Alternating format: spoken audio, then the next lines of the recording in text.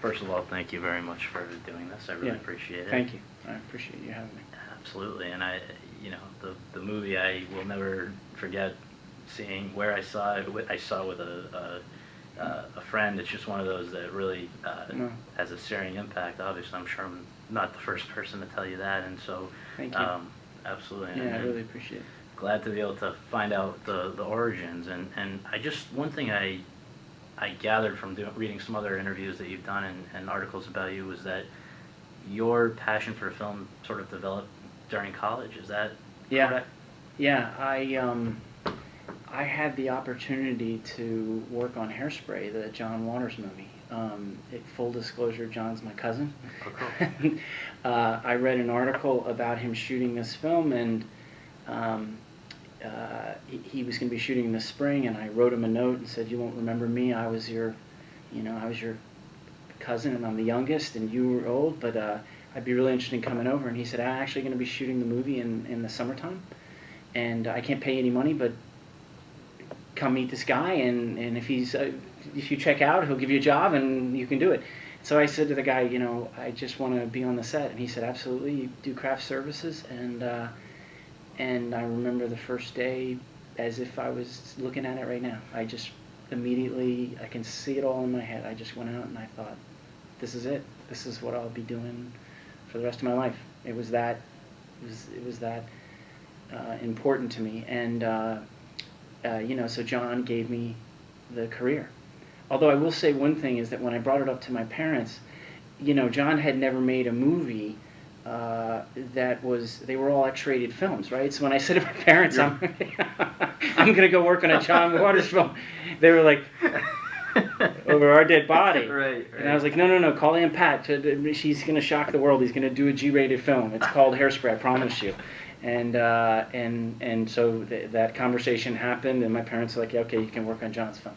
And the rest is history. And the rest is history. I would not be here without him. And he's been a guiding supporter and friend and for all of my career. I continue to stay in touch with him, and wonderful human being. So, yeah. Then what I gathered is that you did some TV related stuff with at one point NBC around that time, and just I guess that would be the first time that you sort of were on the production side of things, and I just want to ask you about that. It was an amazing experience for me. Truthfully, I couldn't imagine coming out to Hollywood. I was from the East Coast. It just didn't occur to me that I could have a life out here, frankly. I just thought, I got to figure out how to do words with picture, and the closest thing I could figure out was television. And gladly, I ended up working for an owned and operated station for NBC, which was the tiny boutique agency that did, not agency, division, which is just a few people that did news that they shipped out to the rest of the country. So we were in this rarefied position of covering Washington, D.C. for NBC in these small stories. And they were amazing stories. And because there weren't many people, I was able to do it. And the most interesting thing, not most interesting thing, but as fascinating as anything, was we covered the conventions. It was 1988. And I went to the conventions as a stringer, which is basically running between the RV, which was in the stadium, up to where they were recording with the paper, right? There was no electronics at the time, so you'd have to, they'd print out the story and the lead in and the lead out, and you'd have to number it and just run up and hand it off to the anchorman, and then boom, they would start. But in the meantime, I was assigned to work for a young reporter in Washington, D.C., who was Katie Couric, before she was Katie Couric. Yeah. And I spent a week with her just following her around with a notepad as we went and got stories. And I remember it all very fondly, and it was an incredible experience. And the amazing thing about Katie was that I then continued. I worked for WRC for 2 more years after that because, I didn't make that many mistakes. So they were like, "Yeah, keep him, and he can continue to work." I made a few. I remember them. So Katie then went off, stayed in, and then went off to the State Department. And I remember her coming back, and she was came back to WRC as kind of like, made it. I made it, right? And I'll never forget. I kind of saw. She came back. I was talking to her, and I was kind of like, hey, and I was like, hey, Katie, Jim. She's like, Jim, how you doing? And I remember thinking, God, how sweet that was. And then she then took off and did her thing, and I then became, frankly, I wanted to spend more time with things. Like, I felt like I was spending a day doing news, and then the day would end, and I feel like the day was done, and I was pleased. But I was curious about more like what the person, who we met, and what their lives were like. Mm-hmm. And I realized that I wanted to work in documentaries, so I migrated from that into documentaries, again in Washington, because I couldn't imagine myself coming out here. And I started working for a small mom and pop organization called Hillman and Carr, and I say that fondly. Al and Michael would understand and appreciate me saying that, but they were a husband and wife team who still have a great company in Washington, D.C. that makes films for museums. And I wrote a note to Al. I guess this is the pattern. I write notes to people and then ask them for jobs, and he gave me an opportunity to work with him. After I met him, he called me up. Like in the middle of the summer, I was trying to get a job right out of college, and called me up and said, come work for us. And I was a PA, and I was really just doing anything I could do. And really what happened was, the great thing was I met a guy named Mark Muheim, and Mark started to teach me, on kind of Friday nights, or maybe occasional Thursday night, how to edit. And they began this process of allowing me to kind of do some of their less high priority projects for museums. They allowed me to start editing them. Can I just ask for really quickly, that would obviously be pre a lot of the computer editing stuff that we use today. So what were you learning on? It was on the cusp. So we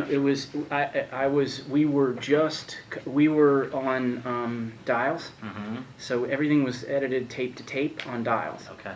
So to be honest, we weren't on the cusp. We weren't on we weren't on film. Yeah. Film to film. We were on tape to tape. Okay. And so I was learning on the wheels, which I'm gonna get the names messed up because I'm just not remembering. But I was operating tape in, tape out, editing on wheels. And I remember very well because one company over, a company that did kind of different types of films for different folks, they had an Avid. And it was kind of like, oh my God, there's a thing over there where electronically they can actually just press two buttons, and I'd go over there and I'd be like, well, show me how it works, and they'd be like, press this, press that, and they're together. And I'm like, well, where are the tapes? And no, they go, no, it's just, and that's when, and I never got there. At Hillman and Carr, we weren't there by the time I left. So you're absolutely right. I wasn't on the cusp. I thought I was on the cusp, but I wasn't. And I went, I got an opportunity, if I may continue. Please, yeah. I had a roommate of mine in college named Charlie Schiavone had been killed in a drinking and driving accident when I was in university. And I had a kind of a moment, a dream that sort of Charlie was in and sort of said, go do the thing you're thinking about. And with a friend of mine, Tom Lappin, who's continued to be my friend and working partner and director of photography, we, I created the storyboards for a public service announcement against drinking and driving. And I learned a lot about it because I couldn't get anybody to give me the money to make the film, although I had the storyboards. So I went to all of the television stations. Once nobody would give me the money, I went to the television stations thinking, well, if someone would agree to show it, then at least I'll have the distribution, and then I can go backwards with it. So it turned out to be Fox Television. They said, if you shoot this, we'll air this public service announcement. And then I still couldn't get the money, but I bought a weekend for two in the Hamptons, and all of my friends up and down the East Coast, the same people that helped me on Rebirth, all of those guys and women contributed to raise the money to shoot the public service announcement, which we shot in Baltimore at Charles Street Films, Alan Charles's company. That's Josh Charles's dad.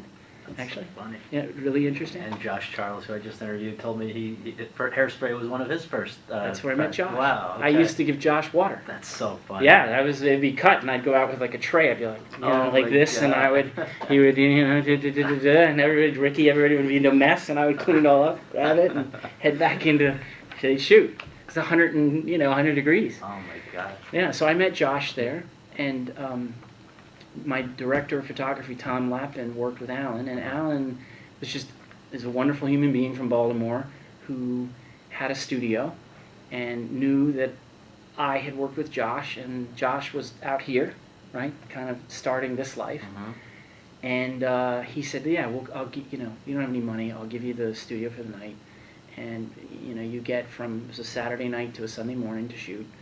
And Tom's mom made the casserole. I mean, it was like classic stuff, and we did it on a shoestring and made it, and then we finished it, and we gave it to we gave it to not only Fox, but we gave it to all of the stations. Because I thought if they want to show it, they'll show it. And it was around January 27th, so we were approaching New Year's Eve. Mm-hmm. And on New Year's Eve, it started to... December 27th, you're saying? Yes, Oh, I'm sorry, did I say January? No, That's I know what 100% you mean. right. Yeah, it was December 27th. Yep. We were approaching New Year's Eve. And we handed it to everybody, and then that night, it just started playing. That's great. And we were in Baltimore and Washington, and it started showing up, and it started playing. And we were like, oh my God, it's playing, it's playing, it's playing. And then we got Georgetown to give us, university to give us money to then send it out to the country, and it started to play around the country. And I thought, maybe I can make this leap. And so was it right as a result of that you decided to come out? Yep. I decided to apply. I mean, I did a soft landing, I have to admit. I applied to USC, to the film school, to the Peter Stark program. Mm-hmm. And was accepted into an incredible class with great people by Larry Terman, and started. And then I got an internship at Imagine Entertainment. Wow. But just for a second, the USC focus was primarily, that's producing, right? That was... It was producing, although for me, I have to say, one of the most important draws of it was that they basically gave you the opportunity to make 3 films. Okay. And that was part of it. They wanted you to know enough to know how hard it was. And it was really a draw for me, because I felt like... I come from production. I mean, in between all of the things that I have described to you, I worked as an assistant cameraman for Tom over a course of a couple of films, and I was always into I just like making things, and I was always into the idea of making things. So even going to USC, the idea that I would be able to make something was a really important thing to me. But yes, it was producing. No doubt, and I got a great education, met great people, and really, I mean, as much as the education was important, and it was, and I learned a lot to know enough to know and to be able to start to understand this world better, because I didn't know anything about it. It gave me an opportunity to have an internship at Imagine, and that was really that was the key. So at that, what roughly year would that have been? Because it seems like that would have been before Imagine was Imagine, yeah, right? That was... Well, it was in the early... well, Imagine's such a long-standing company. It was 1994 was when it was when I arrived there. I stayed there until 2008. Yeah, 2009, and I think... No, 2008. I get that. Yeah. So how did so you wind up at Imagine with what it was initially the internship? Yeah. How did that develop? Who was sort of generally is the case, I guess, that somebody buys into you, believes in you. Who was Well, that person? I had a lot of people who did. Michael Bostic was the first person. Michael Bostic was from the Peter Stark program, and he hired me as an intern, and said, you're the one, and come on in and work, and I started. Karen Kahila, who was there, and there for many years, and during the time I was there, absolutely, I really came up underneath her and learned from her. And then, Brian was a huge factor. partially because, one day he kind of pulled me out of a hallway and kind of said, who are you? And started a conversation that led to him, ironically, saying, with Michael Bostic's help in the room, I talked with Brian and I told him, my background. I had been there for a little while, so he was aware that I was in the office and around. But we talked and had a great conversation, and he said, let's, can you do some coverage for me? Can you do a couple of things? And then Michael said, hey, you should take a look at his public service announcement he made. And two things happened. He did, which was amazing. And then I was at the front. I'll never forget. I was at the front desk because I was, I was the intern / I was now a production assistant. So I was in the company as a production assistant. So I had graduated into a full-time job. I had finished Stark, and now I was into that part. But I was at the front desk, so the elevator's open, and it's the front desk. Hi, welcome to Imagine Entertainment. How can I help you? And Ron came in, and I'd seen Ron, but we just got into. I mean, I didn't know Ron. I was just running around, right? And he kind of stopped and said, "Hey, are you the one who? Did you make that public service announcement?" And I said, very humbly, I said, hey, yeah. And I said, and I saw the way you cut between this, and this is really great, and just wanted to let you know. And walked out, and I was like, wow. It's like, That's a big deal. It was a really, really big deal, and amazing. And then, but it was Brian who then said, as I stepped through each kind of stage, I would say I did the coverage, and he would come back and say, great, and could you write a letter? I'd write a letter, go, great. And then eventually he said, we should find a way for you to be, stay here. And I think it jokingly said, I am actually here. And he said, no, but we should figure out how to really, hire it, get promote you. And so he promoted me to be an assistant, to work for an executive there, Paul Rosenberg, and he did that. David Friendly was a part of that, but he was the person who really said, kind of step up, and then did that a year and a half later, for me to become a creative executive. So in as much as I would say John Waters wouldn't be here, at all, if John hadn't opened the door. If Brian hadn't promoted me and said, I believe in you, and Ron was incredibly supportive too, but Brian really, really pushed that to happen. So. And then over those, I guess, so 94 to 2009, 15 years there, you continued to really climb the ladder, basically. Yeah, well, I appreciate that. I felt very fortunate. Karen Kahila was hugely influential in supporting me and guiding and teaching me. You know what I mean? As I moved along through the process, because there's a lot to learn. And there was Brian and Ron had a lot of interest, and we got very busy. They were very committed to. When Apollo 13 happened, I think it sort of opened certain amounts of things up in terms of the way the company was thinking. And I felt very fortunate to just be able to, kind of come in and get involved in films that I personally believed in, and I know Brian did, and to just move through and do the best to make them as good as they could be for, as well as we could do them for, that period of time. And it was great. It was a great education and a great, amazing experience. I'm forever grateful for. So. Just one last question about that, because I just think that has that company in large part, I'm sure because of your contributions during those years that you were there, it really is now regarded as one of the best in town, and produced just during your time there some of the most important high-profile movies of that period. And I just wonder, if you, as you look back, what were some of the film highlights of what you were a part of there, and what is it that distinguishes that place from so many others that are out there? Sure. Well, again, I'm only a part of them. Like, and Brian and Ron ran the company, but I was a part of 8 Mile, Friday Night Lights, American Gangster, The Changeling. Ironically, a lot of films that were about true stories, which I think has some Yeah. roots in my early career of being interested in documentary and being interested in the humanity of how people emotionally move through things. Cinderella Man. Cinderella Man was another one. So really, an incredible time and an incredible opportunity.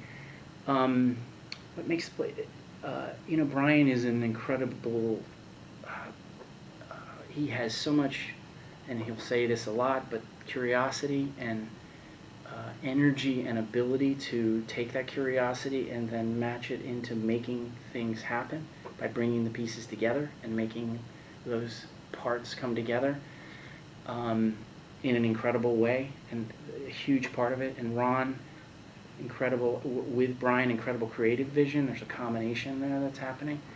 They both also have a very, they both work hard, and they really instilled this idea of, which I take with me and I've taken with me through my career, and I think it was a part of, I think it's a part of my own sensibility about things, but just paying attention to every detail and doing everything you possibly can to give the movies as much as you possibly can to make them as good as they possibly can within your ability, all the way to the very, very end until the Friday the movies are released.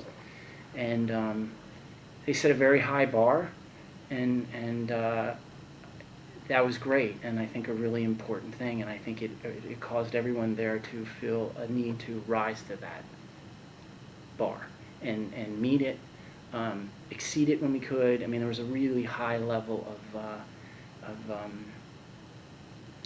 expectation of making the films as good as they possibly can be.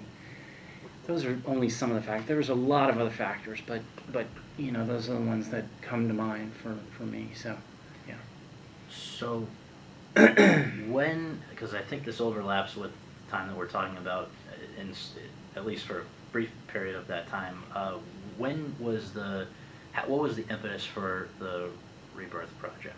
When did that first occur to you? Well, it came during that time, for sure. And it came specifically in a couple of different stages. 6 months before September 11th, my mom had passed away, and it happened very quickly, and such that it put me, as these things do, in kind of a state of paying attention to the moment, realizing life is only so long.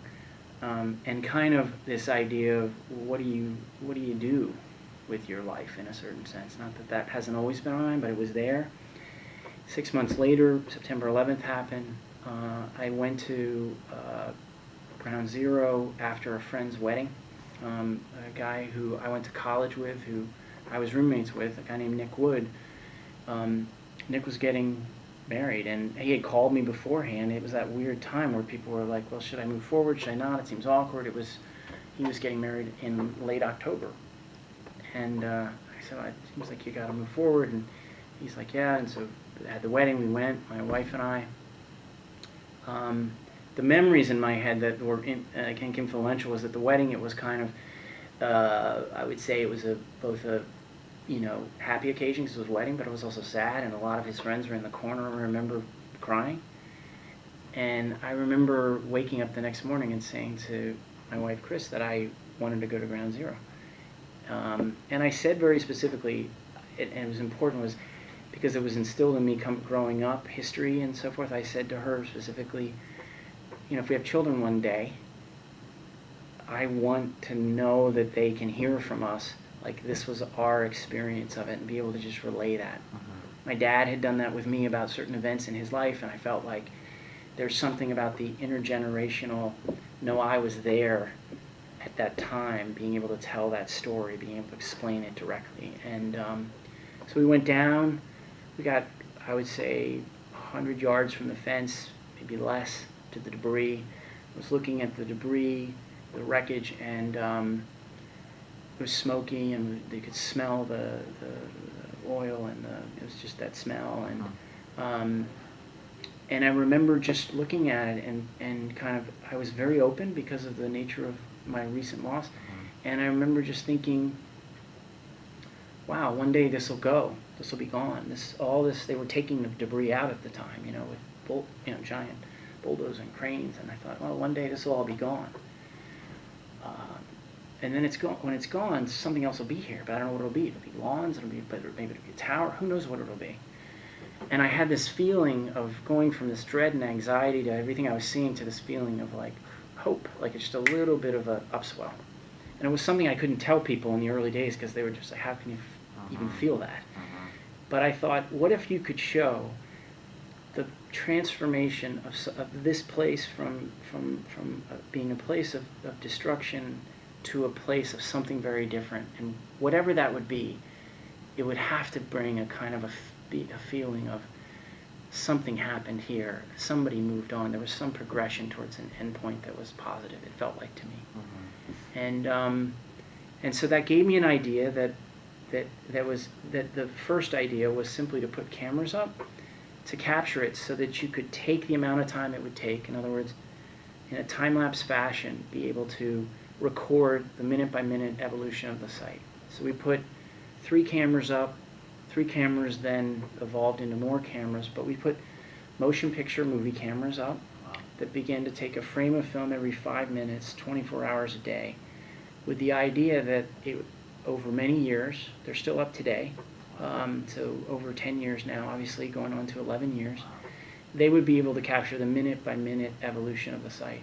And if you could take all of that and imagine that one day, again, this went very fast in my head, but understanding that earlier in my career I worked for a documentary film company that made films primarily for museums. So I thought, one day there's going to be a museum here, and if there is, wouldn't it be great to create an installation where you could surround people with the images and allow them to be in a space where in a 10-minute period of time the buildings rose around them. And that was the idea. That was the moment of inspiration, which I felt very blessed to have. And I think the overriding secondary part was that because my mom had passed away, I thought, life is short. You're either going to do this or not. You can either turn around and walk away.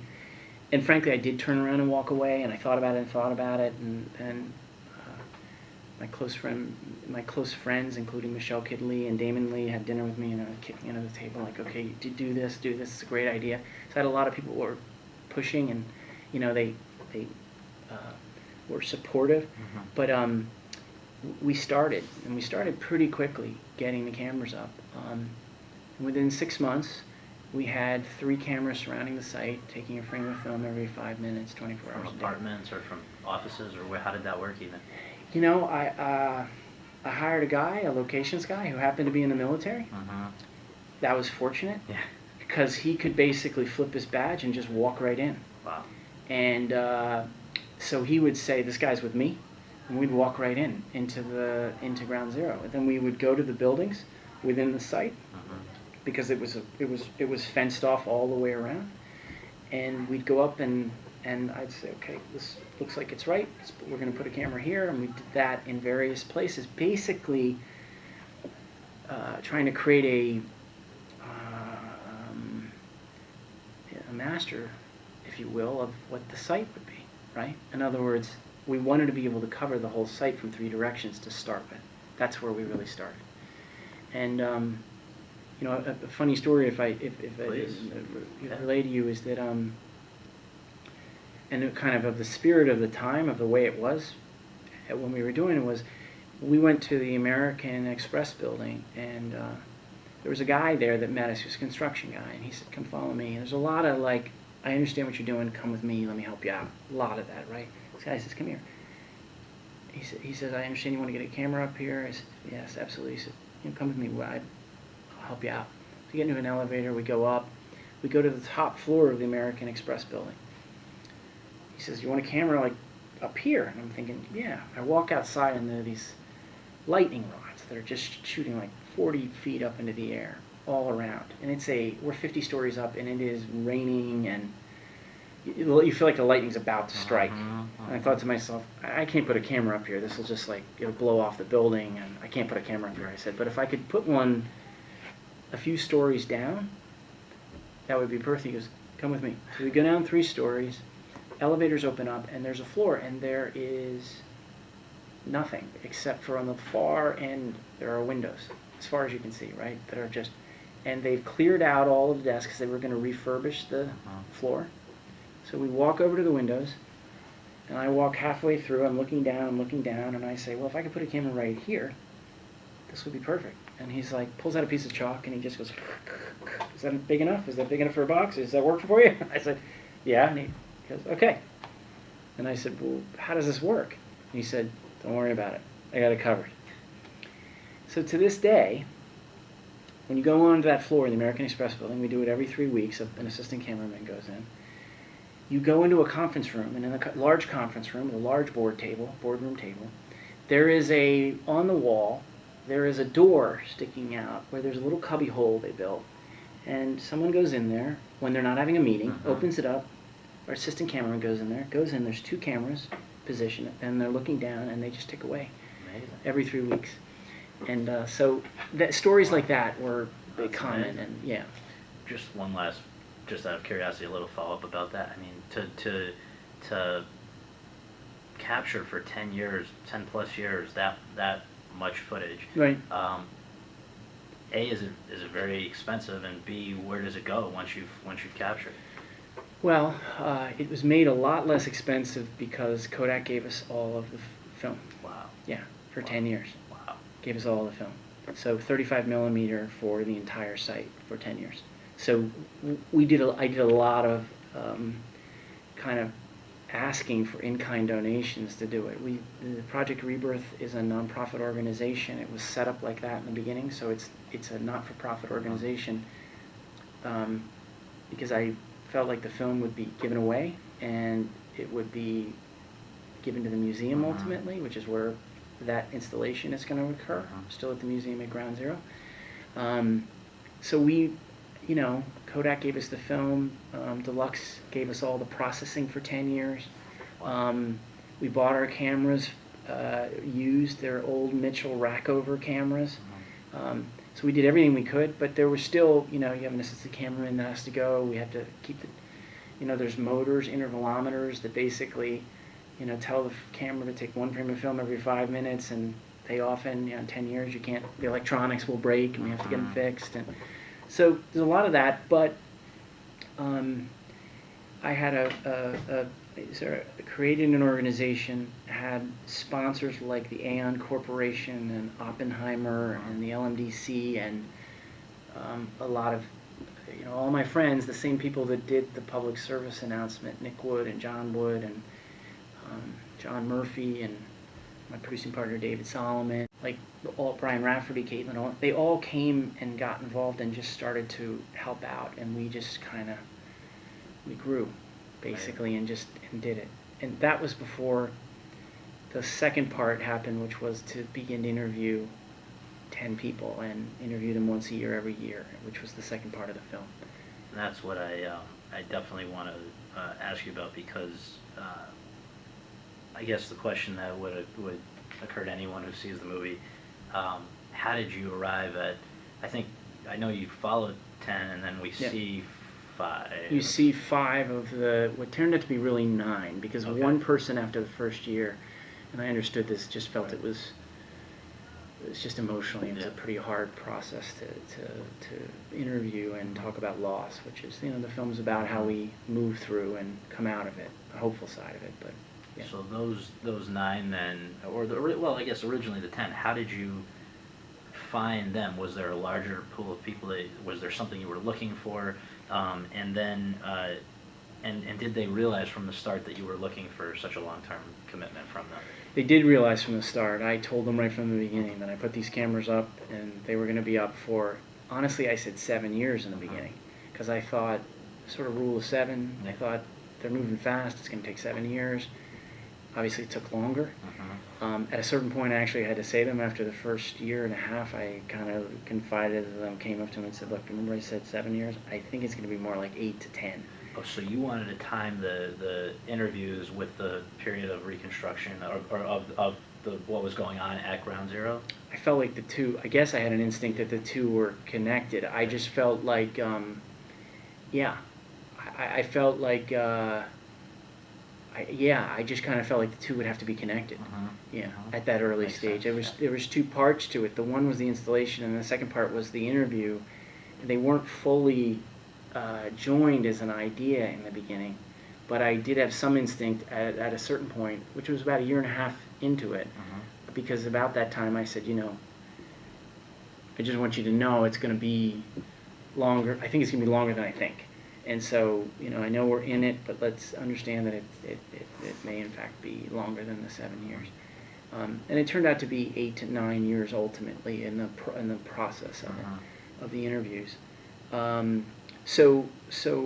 and then in terms of choosing, there's a wonderful field producer named Danielle Beverly who came in early on, and what I said to her was, I want to think of the site as sort of 360 degrees around the site. That I want anybody who was affected in a meaningful way, I would like to find one person that feels like a representative of that experience.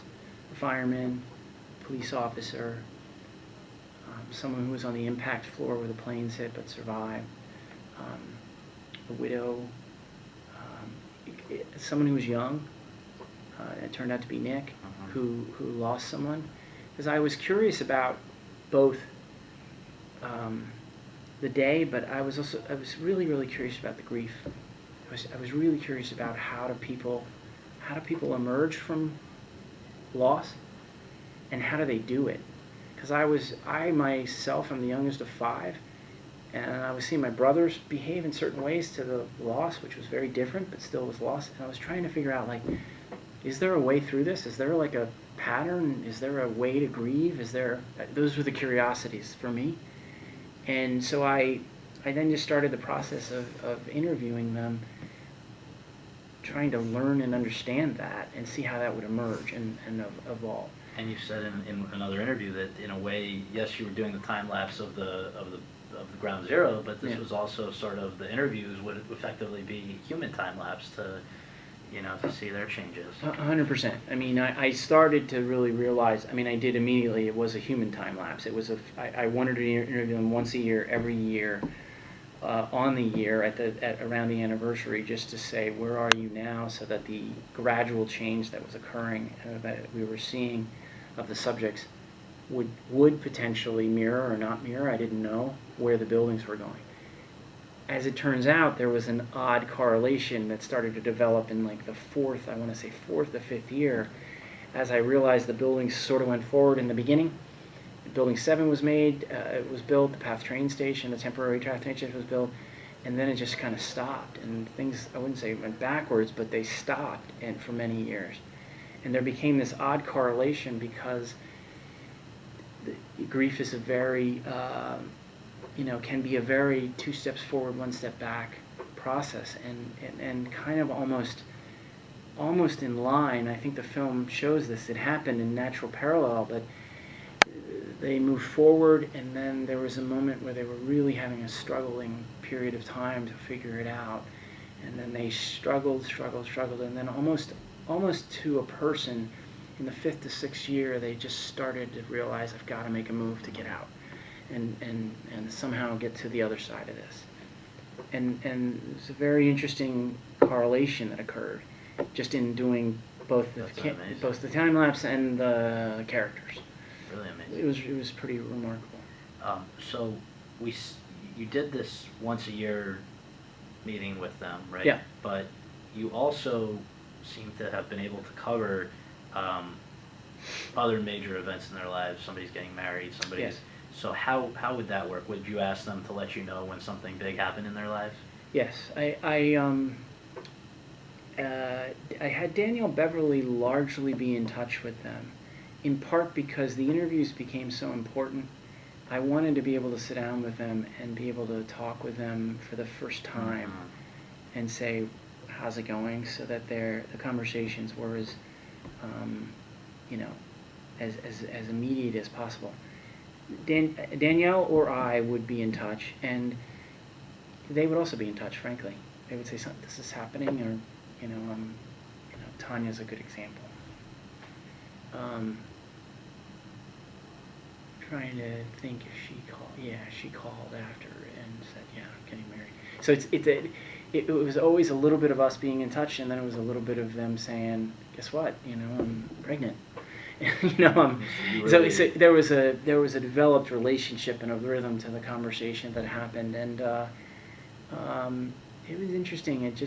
And I wanted to cover most everything, but you couldn't cover everything. So it just became a balance of what seemed to be the most important moments that were happening in their lives as they were evolving through, the most meaningful. But we covered a lot. It's amazing how much you cover, and it does seem like you really bonded with the subjects. Yeah. As a filmmaker, a documentary filmmaker, I absolutely understood the need to have a distance, because it's imperative. You have to have a distance, and you have to be able to do it. When you're doing a project that's 10 years long, it's hard to not eventually just really get to know them well, and I did, but I always had to kind of find that line of saying, no, I'm here and they're there, because it was imperative to just being an objective filmmaker. It's a really important part of it. But I got to know them very well. I mean, one of the moments that was incredible for me is that we went to film one of the subjects of the film, Tanya, who lost her fiance, eventually met this wonderful guy, Ray, and as you know, and they got married. They decided to get married really to kind of elope, They wanted to just do it by themselves. So it was just them on the beach, and myself and Tom and John Zecca, the sound person. So they just gave you a heads up that Yeah. this was happening. Yeah. Oh, yeah, absolutely. And so we flew to Hawaii. They got married on the beach. The ceremony ended.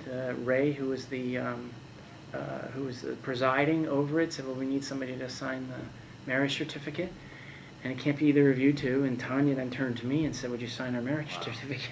It's amazing. You could imagine, I was like, how did I get here? Right. Oh my God. It's like Twilight Zone. Yeah, it was really amazing. And so signed her marriage certificate. So a lot of connected kind of moments like that. And I guess the obvious question would be, have you been able to continue to keep in touch since the film? Yeah, very, very much so. In part because there's some continuing work for the museum, and Rebirth is continuing at the kind of spearheading of Brian Rafferty, the chairman of the board, and John Wood and Nick Wood and Caitlin Olson. A process began of evolving. We realized that there was a possibility that the film could start to help people beyond just being a film, and I was extremely interested in that, because films are great in the sense that you can capture a wonderful experience. It's hard for me sometimes in the process when you make something that it just kind of stops there, and you think, well, how could this have a life where it could be more than just that? And so we began, again, they spearheaded it, but with my enthusiasm, but I want to give them the credit they deserve of really putting in place, Caitlin and Brian in particular,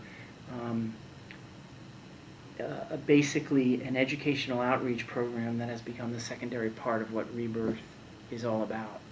Helping veterans, helping widows, helping first responders, helping people who are going through grief, or preparing them for the potential of events that could occur that might affect them in their line of work, so that they can be prepared for it.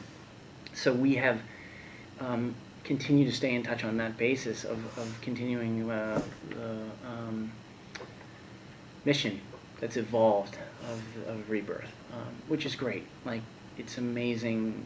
It's great that it's having that life, because we've been able to see that it can really make people feel like, oh wow, okay, I'm not completely alone in this. Everybody goes through it. Everybody loses someone in different capacities at different times of their lives, and you know, what I was always hopeful for is that at the end of it, if people finish the film, they would have some meaningful takeaway from the film to say, like, oh, that makes me feel like either I relate, or it makes me, meaning I've been there, it makes me feel like I'm not alone in being there, and it also, you know, makes me feel like I want to connect to the people who I'm still with today, so that I just don't like take for granted the time we have, which is another thing that myself and you know, the team used to talk about, my editors and so forth. It's like, how do you get someone to pick up the phone and call somebody? That would be the goal of the film.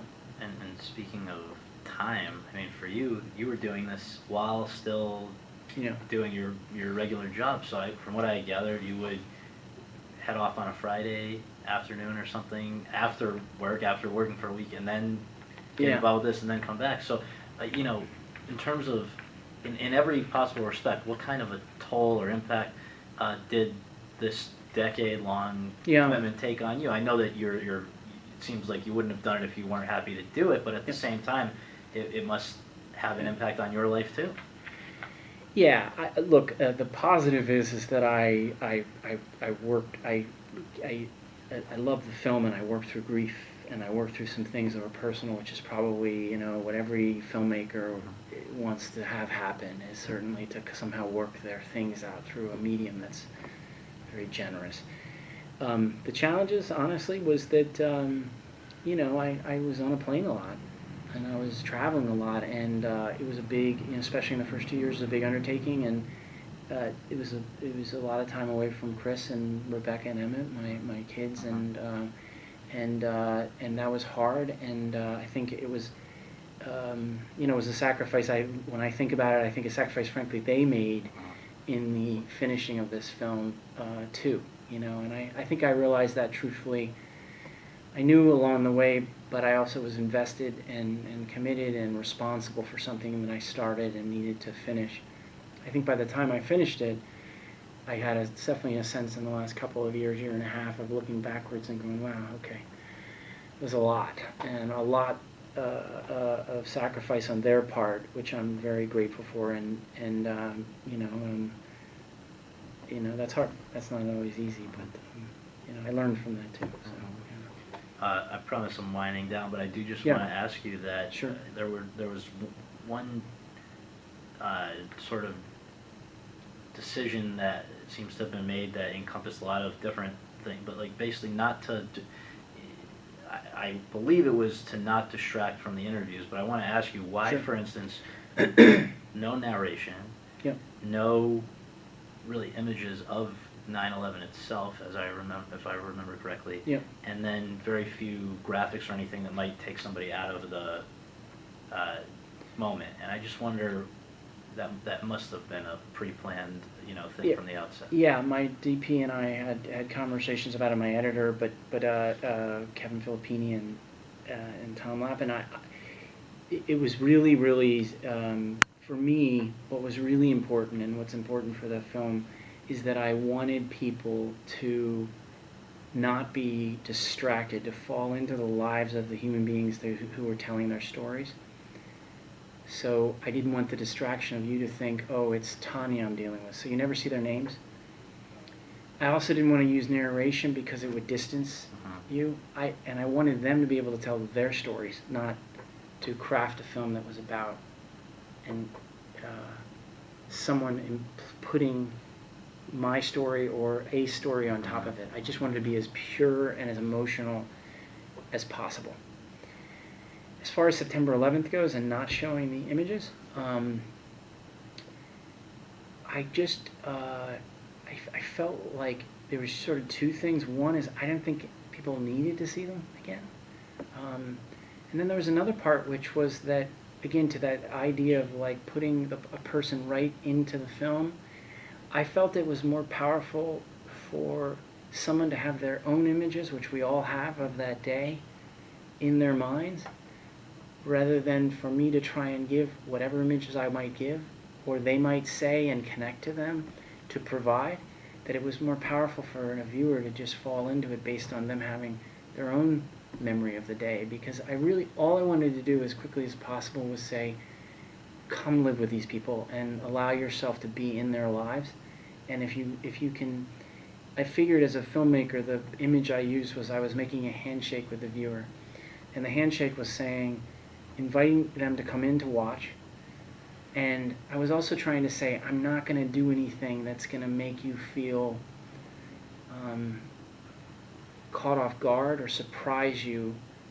If you give me the vulnerability of opening up, I will honor it by not putting images that shock you or jar you or play with that important pact I'm kind of making with the viewer. If that makes sense. Absolutely. And to that same point, though, I Yeah. think the one addition to what they were doing that you did make, I think, served that purpose. The Philip Glass music does make you more vulnerable, maybe, and Yeah. open to what they have to say. Well, the kind of last puzzle piece of many that came into place was that I always wanted Philip Glass to do it, and he was the first person I showed the film to in its rough form. I went to New York to show it to him, and he signed off to do it. Wow. And then, within within weeks, we were sitting in the studio, and he already had written the music that he was thinking of and was beginning the process, and we put it up, and off we went. And he wrote a beautiful score. I mean, I just the combination of him understanding the vulnerability and how to approach that sensitively in the sensitive way that he did, combined with him understanding that there's a repetition to grief, there's a repetition to emotionality, and then there's a power of kind of moving things forward. But the movie ultimately is about how to move forward, and he understood that the music had to pull the viewer forward. It couldn't just allow the viewer to kind of hold and live in it too much.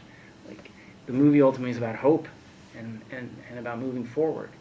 And he intuitively understood from our very first conversation that while you have to understand the emotionality, you also have to clearly understand that it's a movie about hope and moving forward. And he did a beautiful job. Yeah, I was really fortunate.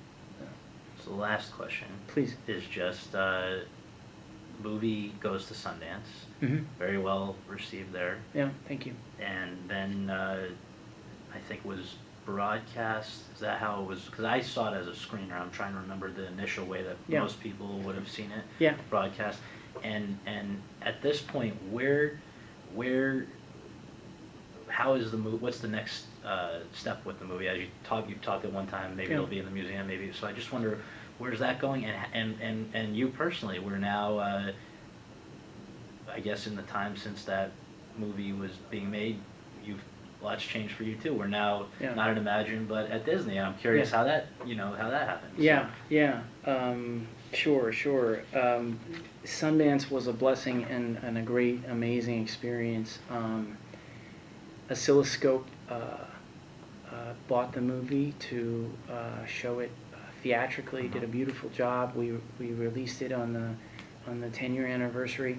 At the same time, my friend David Nevins, who was my counterpart actually at Imagine, and had been supportive of me at Imagine when I had, I was making this decision to leave, and I told him the things I was doing. He was really, really supportive. I'll say what happened was that his team went to Sundance, and they saw the film, and they got back to David and said, David, you should, as I understand it, you should see this. And David saw it and said, I love it, and we want to buy it. And all happened very quickly. And he was so supportive. Like, Showtime just embraced it and said, we love it, and we're gonna release it on the 10-year anniversary. And Matt Blank, of course, too, but David was really, right there in the beginning, just kind of going, let's do this, and his whole team. And so we had an incredible opportunity for Showtime to take it, and the movie presented itself, and they were incredibly supportive, and that was wonderful. And where it's headed now is that there's one really last component, which is that the idea that I had hoped for in the beginning, which was that an installation could be created within the museum where you would be able to be surrounded by walls that would project the time lapse, and in a period of 10 minutes be able to see the evolution of the site occur. Thanks to the museum and their support at Ground Zero, Joe Daniels and Alice Greenwald, and everyone, they have built a room, a large room, 36 feet by 28 feet on the sides, and it's an installation that's being created, and we're finishing right now, which effectively allows you in 10 minutes to go from the day of to today. As you see the evolution of the site over time, you, accompanied by the Philip Glass music, you hear the interspersed slightly the voices of the people from the film, not in a way where you know who it is, but just disembodied voices of the film as they move and think about the things they were thinking about over time. Wow. So it's a kind of it's a different experience. I'm really pleased with how it's come together, but a very different experience, a kind of like a unique, one-of-a-kind kind of experience of being in this space, which I'm really, really pleased about. The film will also be there and show there. And then finally, when you go into the museum, and this is a nod to the subjects who didn't make the film, all I could say to them, and the best thing I could say to them is, I'm sorry you won't be in the film, but you will be in the museum, which is every day you go in, you'll be able to get one of the characters of the film for 20 minutes. So you'll be able to see the life of one of the characters every day.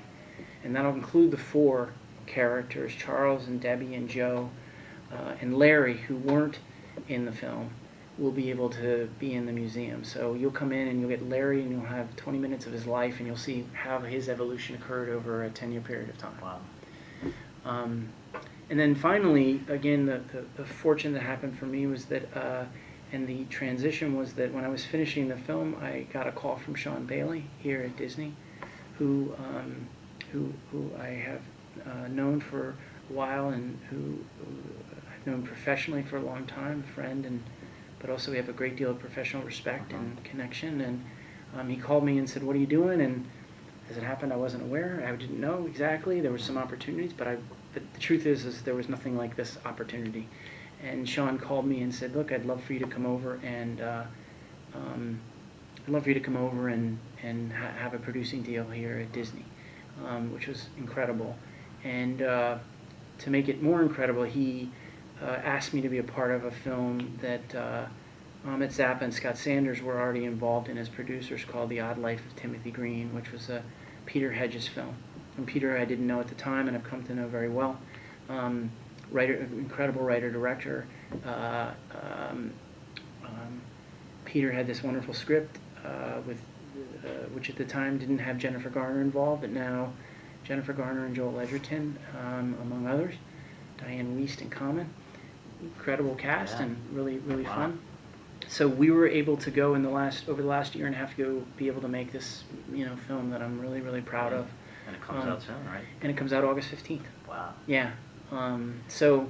Never a dull moment. Never a dull moment. No. Look, I say it over and over. I feel very blessed. I feel I've had a very fortunate and blessed career, and the opportunity for me. It's always for me about the opportunity to be making something, and just making something I really believe in. I've been very fortunate with the help of a lot of folks along the way to be able to make things that I really, really believe in and care about. It's hard for me not to say that Rebirth isn't the primary thing, because it meant so much to me personally from the beginning. It has meant so much to me in terms of, I think, being able to get to the kind of essence of emotionality that I was able to get to in terms of, as a filmmaker, to explore and be able to relate and connect with people so strongly, which I did in the film. It's been incredible. And I hope, in terms of, the other thing that I had mentioned before, but the film has a life afterwards, We now have these educational programs that are in place for